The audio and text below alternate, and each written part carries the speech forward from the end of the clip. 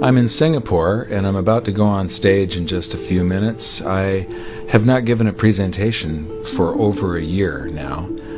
I was in a little fender bender a while back, and so I took a little bit of time off. There's this sense of urgency now. The global dollar standard was put in place by a series of accidental events that were very fortunate for the United States because it gave us an advantage over the rest of the world. But our politicians over the past decade or so have abused this privilege as though it was their birthright. And now the rest of the world are turning their backs on the US dollar standard. This is going to cause a financial calamity the likes of which we've never seen before, and it's going to be devastating for most people. I don't want this to happen, but the damage has already been done. So I'm going around trying to alert people and show them how they can protect themselves and turn this into a great opportunity for themselves. There's always one result from what we are doing right now, expanding the currency supplies all over the planet. There's one result, and that is higher gold and silver prices.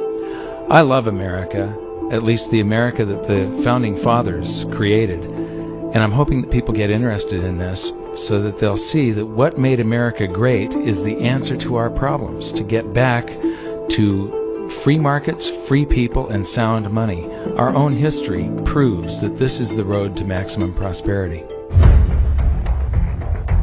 We are entering a period of financial crisis that is the greatest the world has ever known. The wealth transfer that will take place during this decade is the greatest wealth transfer in history. Wealth is never destroyed, it is merely transferred, and that means that on the opposite side of every crisis there is an opportunity. The great news is that all you have to do to turn this crisis into your great opportunity is to educate yourself. I believe that the best investment that you can make in your lifetime is your own education. Education on the history of money, education on finance, education on how the global economy works, education on how all of these guys, the central bankers, the stock market, how they can cheat you, how they can scam you. If you learn what is going on and how the financial world works, you can put yourself on the correct side of this wealth transfer. Winston Churchill once said that the further you look into the past, the further that you can see into the future. This program is all about creating your own crystal ball, being able to gaze into the future, being able to change this crisis, the greatest crisis in the history of mankind, into your great opportunity.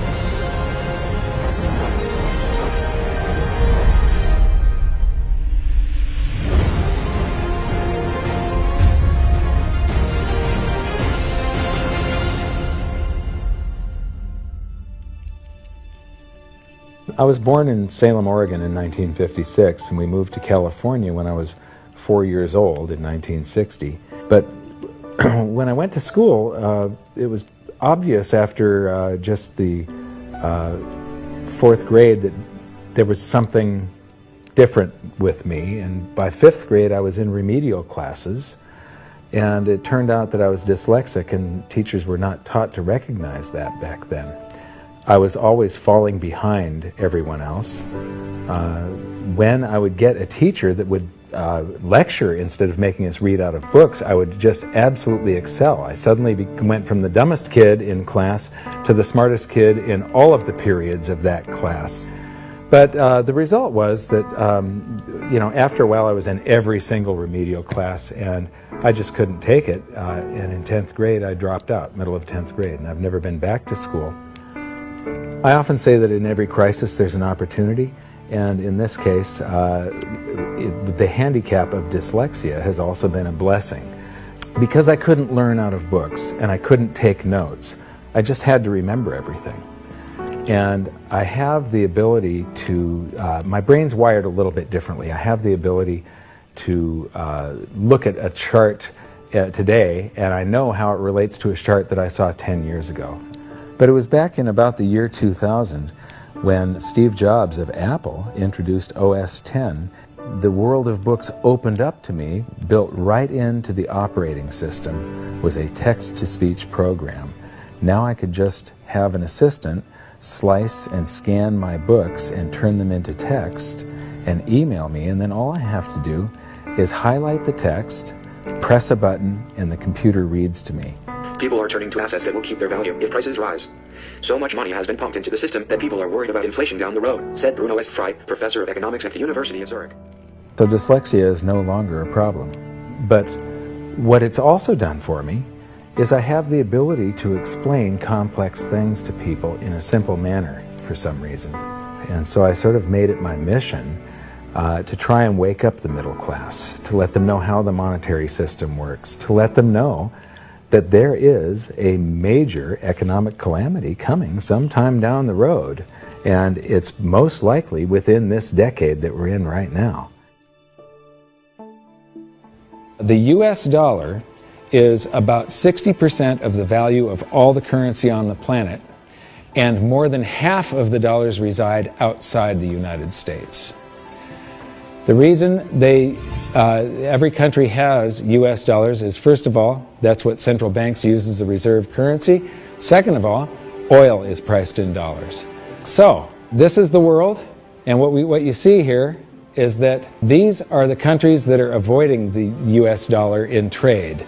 They're doing bilateral agreements where they'll either hold each other's currency and settle that way, or they're establishing, like right now, they're talking about a BRICS bank, Brazil, Russia, India, China, and South Africa, having a bank that will do settlements between the countries directly without using the US dollar. These countries, they tried to avoid using the US dollar, like Iran tried, and we banned them from using SWIFT. How many here have made wire transfers before? So do you know what a SWIFT number is? It's a code that you plug in, and this SWIFT system is what transfers those dollars from one person's account to another person's account. Well, Iran decided that they were going to sell oil only in euros. They got banned from SWIFT. But there's countries right now coming up with a replacement for SWIFT, and it doesn't use the dollar. It's the Sucre system. And Iraq started selling oil for euros. In Libya, they were talking about creating the gold dinar and selling oil for gold. So those are the countries that are trying to use something other than the dollar. Then we've got gold competing with currency. And there's a lot of talk around here about the gold dinar, and there's people that are actually using gold in some of the countries over here. And then in Utah has recognized gold and silver as money again. It's legal tender currency in the state of Utah in the United States. And then you've got physical gold accumulation. I'll show you later that China is accumulating an immense amount of gold, but all the countries with an up arrow, that's gold accumulation. Then we have gold repatriation. Germany has been asking for their gold back, and they're getting it. Venezuela has repatriated their gold from the Bank of England. And then if we put this on a timeline, here's the nails in the coffin for the dollar standard, and you will see that there's not a lot of time left. This is my evidence that I think is proof that the death of the dollar is coming, and it's coming shortly. Nixon ended Bretton Woods, and we went on the dollar standard. Then the first nail in the coffin is Iraq sells oil in euros. The crisis of 2008, and we added 1.25 trillion to our base money in the United States. As we add to the base currency, people get worried about inflation. They start rushing toward gold and silver. Iran ends oil sales in dollars, and they're taking commodities in trade for oil. They're taking, in Turkey, they take the local currency and then buy gold in Turkey and export the gold to Iran. So they're basically selling oil for gold. They do the same thing with India. QE2, quantitative easing, that's more currency printing in the United States.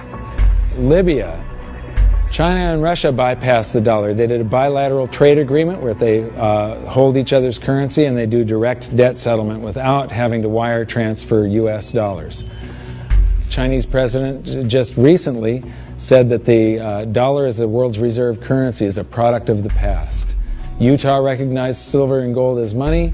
China and Iran bypassed the US dollar with a bilateral trade agreement. Venezuela repatriates its gold. China and Japan trade directly. India and Japan bypass the US dollar. Russia and Iran trade directly. Iran sells India oil for rupees and commodities. China and Brazil trade directly. Swiss citizens demand gold repatriation. African countries ban the dollar. In Zambia, you can go to jail if you use US dollars. Quantitative easing number 3. They have announced at the Federal Reserve that they're starting with $40 billion of currency that they're creating each month, and now it jumps to $85 billion. That's more than $1 trillion a year. And remember, it took 200 years to go from no dollars to 825 billion, and now they're going to create $1 trillion every year. Iran trading energy for gold. Singapore removes tax on money. Germany repatriates 150 tons of gold from the New York Fed. The citizens of Netherlands demand gold repatriation. Ecuador repatriates part of its gold reserves.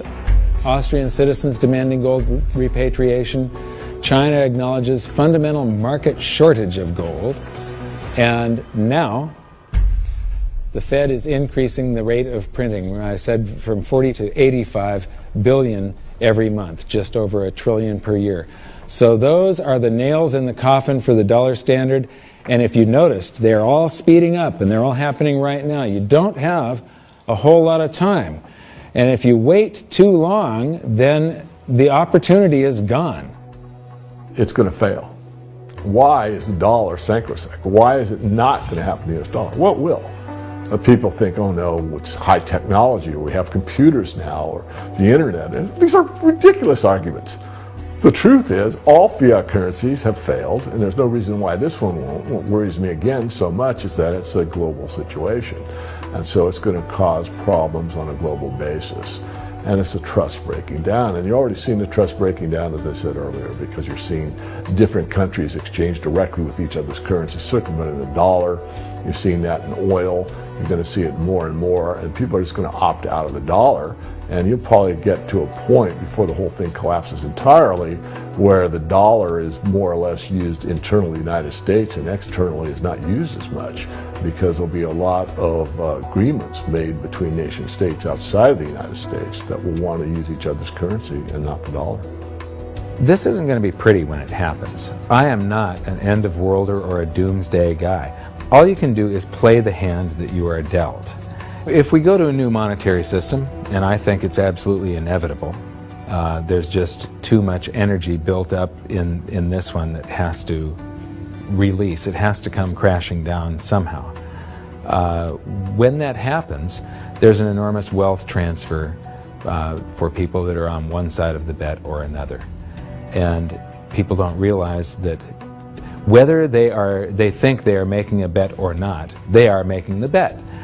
They are involved. This wealth transfer affects everybody, whether you want to participate or not.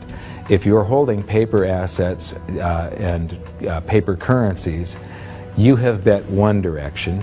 If you're holding gold and physical assets, you've bet the opposite direction. So these are changes in Chinese holdings. They are accumulating gold. They are getting rid of U.S. Treasury bonds. This is gold held in China. The green line is the cumulative gold. That's on this side, this scale. So it's gone from about 700 tons to almost 6,000 tons just since the year 2000. So this is their central bank holdings. This is their mine supply. But this is, and my researcher put all of this data together. You're the first people to see this. This is the amount of gold flowing through the Hong Kong exchange that goes into China. And the past couple of years here, they have ramped up their buying. They know that the dollar standard is coming to an end, and they are protecting themselves, and you're probably going to see gold-backed renminbi someday, the yuan. So this is an interesting chart. Changing global influence. So this is the correlation to this basket of currencies. This basket of currencies, if you add them all up, they're trading up or they're trading down. And this was pre-crisis, so it's before 2008. So this is from the International Monetary Fund. It's their data. So from 2005 to 2008, This is the correlation of, if that basket of currencies was trading up, the dollar was probably doing about the same thing is what it's saying. The Chinese renminbi, a little less so. And then this is today. The US dollar is done for.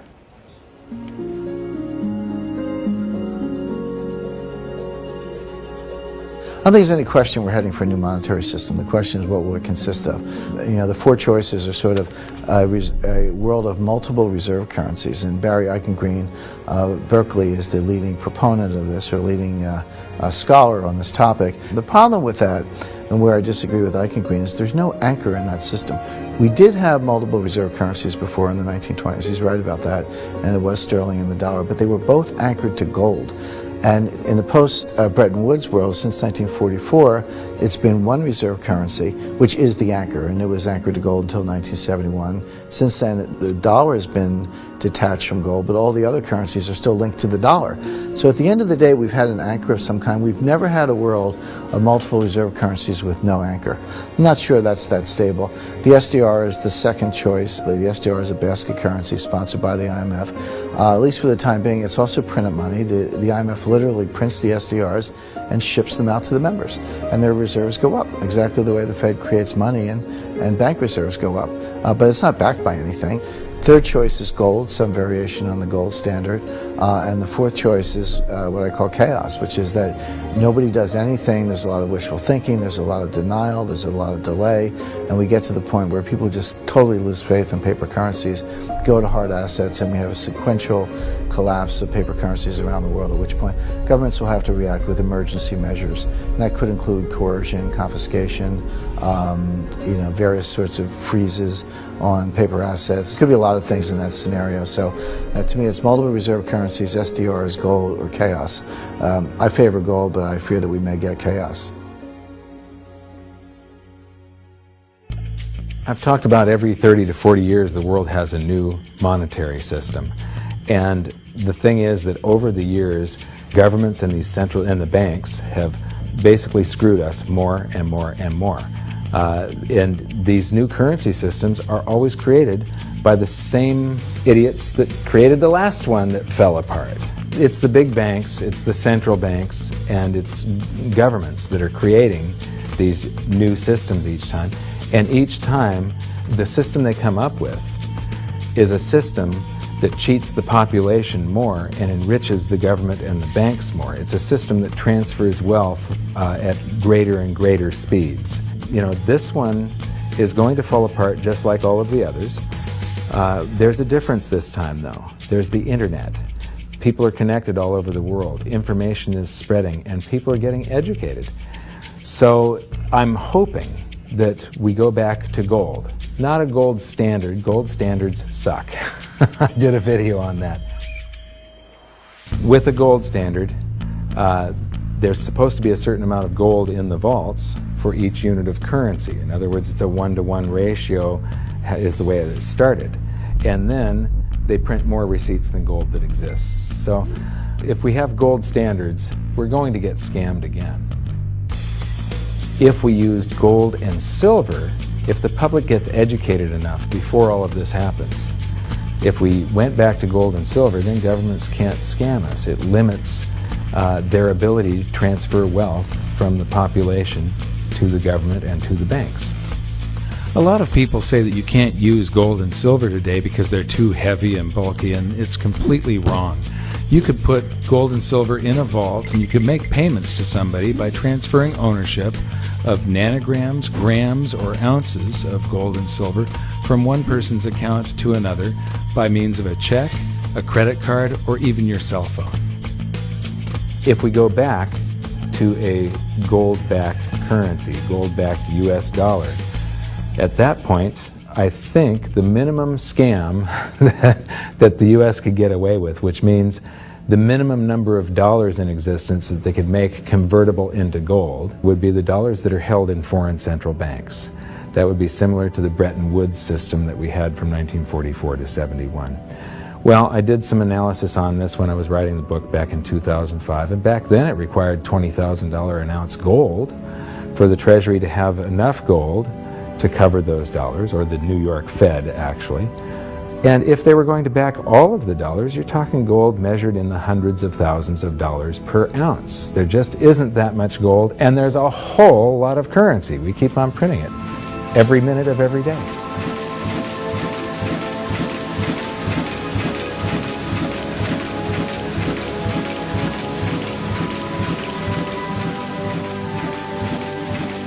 This is gold and how it accounts for a currency supply.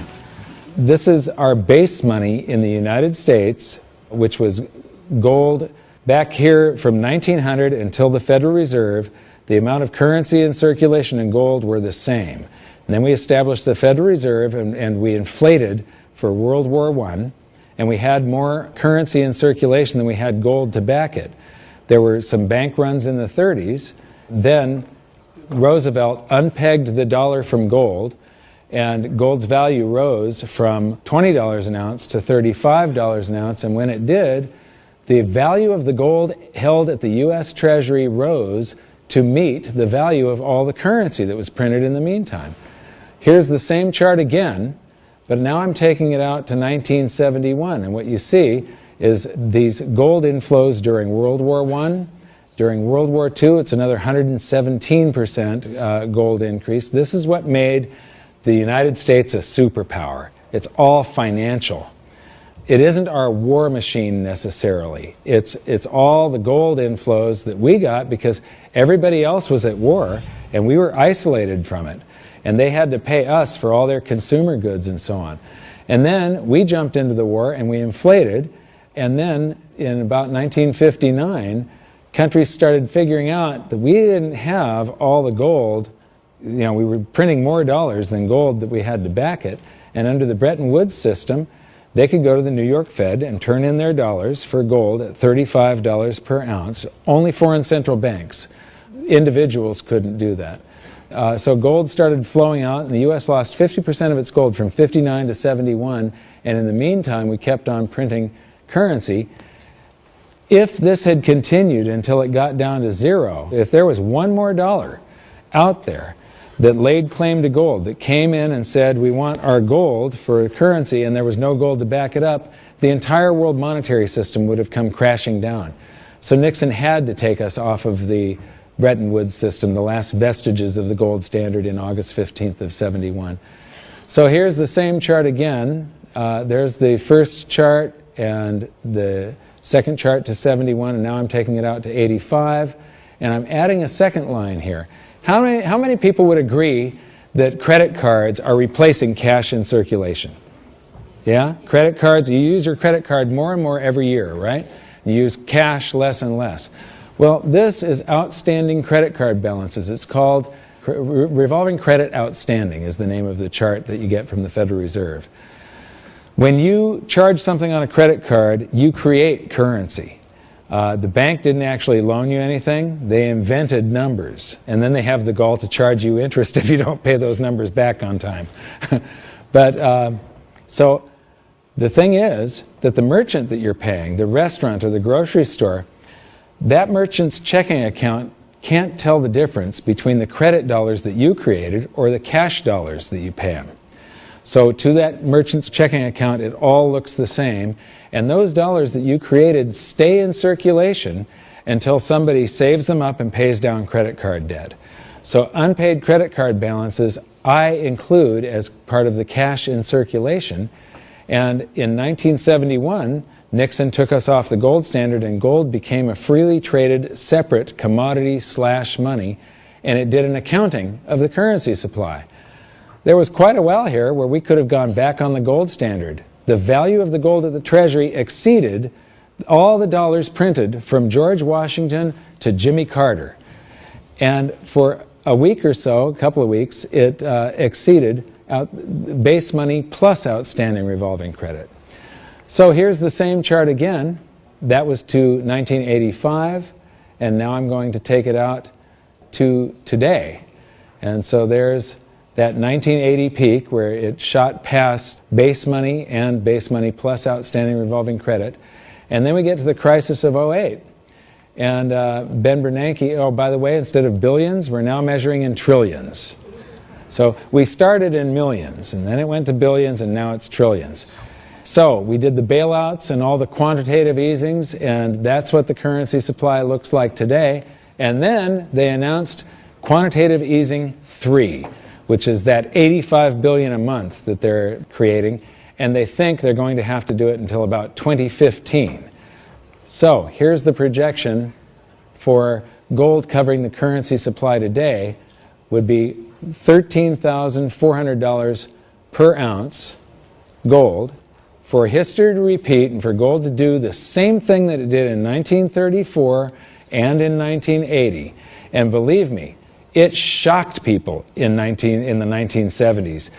When gold was $35 an ounce and Nixon took us off the Bretton Woods system, all the economists were predicting that gold was going to go down because now there was going to be no more monetary demand for it. Anybody that said gold was going to go to $100 was considered an absolute lunatic, and it went to $850. It rose 24 times its price. Well, when I wrote my book, we were right here with base money. So base money plus outstanding revolving credit. It took about $6,000 an ounce for history to repeat. Today it takes $13,400, and if you include the same overshoot, remember in 1980 it didn't just cover base money, but it shot past it. $24,000 an ounce gold is what it would require to meet that. Except the Fed has announced that they're going to keep on printing currency until there's lower unemployment and the economy gets back on track. And they think till 2015. So the projected price, according to the Fed and history repeating, if the Fed does this and then history repeats and gold, the public gets afraid of what the Federal Reserve is doing and they rush toward gold and silver to protect their purchasing power, gold would have to rise from there to way up here, and that is $26,000 per ounce gold to cover. If it does the same overshoot, we're talking about $47,000 an ounce gold. Now, I don't even like to measure gold in dollars. If you measure it in a price doesn't mean anything. It's the value. How much can you buy with the proceeds? If we have deflation and some of this currency evaporates, because it's all just numbers that they type into a computer these days, if we have deflation, maybe gold peaks at $3,000 an ounce and the currency supply collapses to way down here somewhere, and the Dow is at 1,500. That means gold will still be double the Dow. You're still going to get 14 times more paper assets one day than you can buy today with them, and it's probably only a couple of years left that this is going to take, as you saw by how the nails in the coffin of the dollar standard, how they're speeding up. If we have big inflation and the Dow goes to 30,000, maybe gold will be 60,000 an ounce. And if we have hyperinflation, the Dow would be 30 trillion and gold would be 60 trillion. It doesn't matter. In any case, gold would buy you 14 times more paper assets than it does today. So these are the global assets. Here's the bond market. Here's the stock market. This is the value of real estate on the planet. And these are bank deposits, and there's gold. Now, that little slice of the pie is going to get a lot bigger in just the next few years, and it's not going to do it by a whole bunch more gold just appearing. It's going to do it by the price of other assets going down, or at least their value going down, and the value of gold going up. So the price of gold will change. That piece of the pie is going to grow. It was a lot bigger back in 1980 when gold was at $850.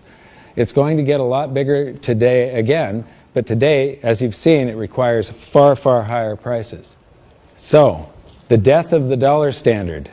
How many people here believe that I'm sort of predicting what's going on in the future here? You can see that there's a new world monetary system coming. It happens every 30 to 40 years, except this time, instead of a baby step off of gold, we've got to go from nothing back to something. It's going to be a worldwide convulsion, the scale of which has never been seen before. At the end of the day, the fundamental driver of gold is not so much that gold's in a bull market, it's more the dollar's in a bear market. And people say, well, how high can gold go? And my answer is, well, how low can the dollar go? The answer is the dollar can go to zero. If you divide any number by zero, the answer is infinity. So gold can go to infinity if the dollar goes to zero. Now, in the real world, something else will happen. It's not that gold becomes worth infinite number of dollars. It's more the case that the dollar just falls off the stage. The dollar gets the hook, so to speak, and you'll count gold in dollars to 5,000 to 10,000 at some point, but there will come a time when you won't count gold in dollars anymore because dollars won't count. People won't want dollars. There is so much opportunity in crisis, it is absolutely extraordinary. That's just not me saying that, that's just history. You read any amount of history, and I don't mean last week, I mean real history. You know, in times of crisis, it's when huge fortunes were made. In times of crisis, it's when human beings create and develop newest technologies and newest science and new medicines. In times of crisis, there's so much opportunity as long as you can remain calm, get educated, be resourceful. The challenge for most people is that in crisis, they go into crisis mode, which means they go into scarcity, they go into lack, they go into blame, and none of those emotions are resourceful for helping you solve whatever challenge is in front of you.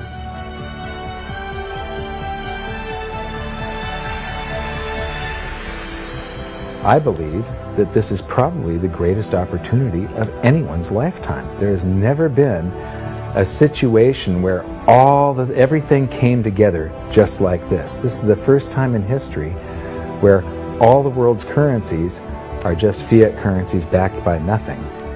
And if what I think is going to happen happens, this is the greatest wealth transfer in history. It's the greatest opportunity, and it'll never happen in our lifetimes again. So now we've learned the following hidden secrets of money. There is a global loss of confidence in the US dollar that is accelerating rapidly. The change to a new monetary system is inevitable and will most likely be chaotic. Gold standards do not work over long periods of time, but gold itself does. The public contributes to the massive amounts of currency creation by using credit cards and signing loans. Gold has already accounted for the expansion of US dollars twice in the last century and may likely do so again. So that's it for this episode. I thank you for watching, and I hope you enjoyed it. I know I threw around a bunch of astronomical prices for gold someday in the future, but it isn't the price measured in dollars, it's how much is its value, what is it worth, how much stuff can it purchase. The price measured in dollars, or any currency for that matter, is just a bunch of numbers, and it really doesn't mean anything. There are numbers that are created by the world's central banks, by the commercial bank system, and we're forced to transact in these currencies. But in our next episode, we're going to clear away the smoke screen of national currencies and show you how the world monetary system really works and how all national currencies have to continue losing value. It is not possible for them to maintain purchasing power over any reasonable period of time. As for the golden nails in the dollar's coffin, it's only been a short while since we filmed the presentation in Singapore, and already there are more of them. So for an update, visit hiddensecretsofmoney.com, and in your free information toolkit, there's an exclusive presentation on the latest developments of the golden nails in the dollar's coffin. Now, I know this episode was kind of serious and it might have you upset right now, but believe me, it's not all doom and gloom. As I've said many, many times before, there are these brief moments in history where the safest asset class, the safe haven investment for the last 5,000 years, also becomes the asset class that has the greatest potential gains in purchasing power, and I have bet my life on it. First, I became an investor back in 2002, and then I started telling everybody about it. I started warning them what was going to happen with the world economy and how to protect themselves, and I made it my mission to educate as many as I could. So in 2005, I wrote my book, and then I gave people a means to protect themselves and opened up goldsilver.com. I believe that my team and I have created the world's best precious metals dealership. Because we don't just sell gold and silver, we are gold and silver investors. And what we want to do is help you understand how to get through what is coming, to protect yourself, and to turn all of these bad things around to your benefit. So if you decide that precious metals are for you, please visit goldsilver.com. We'd love the opportunity to become your dealer because we feel that we are more than a dealer. We're a partner with you, and we're on the same side of the fence as you. So thank you very much. Good luck. We'll see you at the exclusive presentation at hiddensecretsofmoney.com. Thanks. Do you think this is a man in the lifeboat situation? Let me ask you this. If you knew the Titanic was going to sink and you were on the Titanic, you know there's going to be a lifeboat situation coming up soon. Would you like lifeboats available? That's right. Would you like to get in the lifeboat early, get a nice seat, maybe close to the water, maybe close to the fuel supply, right there in the middle, nice and comfy? Or you want to be one of the last ones on the boat and you're jockeying for position, have to throw a kid out to make room for you? Yeah, so lifeboat situation, it depends how you like your accommodations on the lifeboat is whether you should be winking your way towards it right now. And I would be edging my way towards it right now. Mike Maloney's Hidden Secrets of Money is made possible by the clients of goldsilver.com. Your continued loyalty and support allows us to educate the public on how to both protect themselves and benefit in the turbulent times ahead. To all goldsilver.com customers, thank you. Hidden Secrets of Money would not be possible without you.